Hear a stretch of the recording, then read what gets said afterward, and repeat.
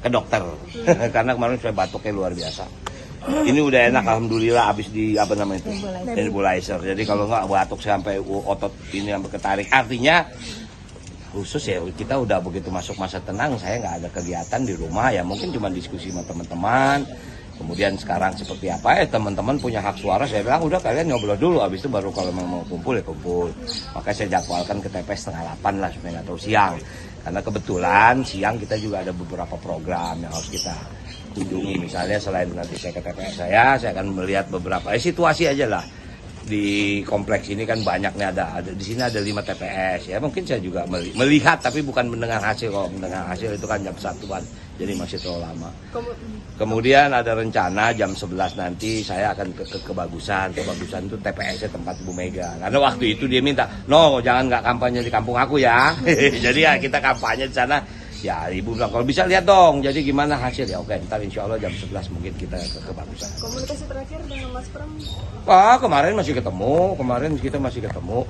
Oh ya, kemarin sempat ketemu, ngobrol-ngobrol juga. Ya ini aja kegiatan apa yang kita ini setelah ya yang kemarin sempat ngobrol, gitu. Saya tanya tentang saksi bagaimana, kemudian kamar hitung bagaimana, segala macam. Ya udah semua udah siap, udah on the track lah, segala macam posisi udah di. Kemudian ya kita udah siapkan semua sarana, divisi hukum apa segala macam, data-data udah harus kita punya backup semua itu. Berarti PD 1 putaran dong? Harus 1 putaran. Kalau kita melihat basic survei terakhir 49, berarti kita cuma butuh 1% lagi kan. Saya sangat yakin, bukan takabur. Saya berharap ini 1 putaran. Karena saya berhitung, kalaupun ini 1 putaran bukan buat Rano Karno, bukan buat Pramono Anung, tapi buat Jakarta.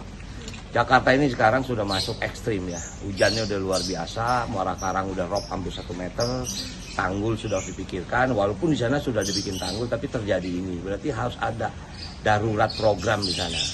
Nah, itu hanya bisa dilakukan oleh seorang gubernur. PJ agak sulit karena dia harus berdiskusi panjang dengan DPRD, prosesnya panjang, banjir udah mulai naik. Itu satu. Kemudian ada pertanyaan, Bang, 100 hari apa yang dikerjain? Mempersiapkan kebutuhan pokok Jakarta menghadapi Ramadan dan Lebaran itu nggak mudah. 11 juta orang yang disiapkan. Alhamdulillah zaman Bang Anies, Pemprov DKI itu sudah punya satu konsep yang dibilang kontrak farming, yaitu kontrak kepada petani penyangga untuk pengadaan bahan pokok Jakarta. Misalnya seperti beras, daging dari NTT, kemudian ayam, sayur, artinya sudah ada. Nah cuman itu kan memerlukan satu decision. Nggak mungkin seorang sekda berani keputusan karena ini mengeluarkan anggaran yang besar, dan anggaran sudah dianggarkan, tinggal dijalankan gitu loh. Jadi artinya Ramadan, Lebaran itu bukan program yang mudah, Mbak. Belum mengurus transportasi, kerjasama dengan Polda, KJP segala macam, kemudian apa namanya ya BPJS Kesehatan, kemudian belum dengan waduh itu. Saya pernah punya pengalaman, walaupun mungkin anggap saya setahun di Banten, tapi sulit mengatur transportasi saja, sulit mengurai kemacetan Merak saja. Wow, itu kalau udah Lebaran puasa itu yang namanya Carita Anyer, itu macetnya bisa berjam-jam karena orang liburan kan. Itulah realita yang harus pemerintah daerah lakukan. Jadi memang jangan dipikir jadi pemimpin atau gubernur atau wali kota bupati dianggap mudah, tidak.